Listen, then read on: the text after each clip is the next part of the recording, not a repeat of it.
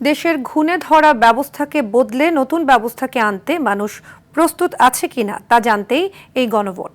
এমন মন্তব্য করেন প্রধান উপদেষ্টার বিশেষ সহকারী অধ্যাপক আলী রিয়াজ। সকালে গণভোটের প্রচার ও ভোটার উদ্বুদ্ধকরণে চট্টগ্রাম জেলা স্টেডিয়ামে বিভাগীয় ইমাম সম্মেলনে তিনি একথা বলেন।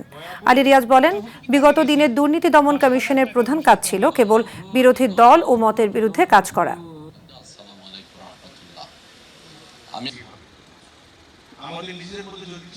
ইমামগণ শ্রদ্ধা, আমাদের সকলের ফ্যাসিবাদ বিরোধী সংগ্রামে যুক্ত থাকার কারণে এই দায় আমাদেরকে এই বীর শহীদরা দিয়েছেন, তাদের পরিবাররা দিয়েছেন। আমরা যেন সেটা বিস্মৃত না হই, আমরা যেন ভুলে না যাই।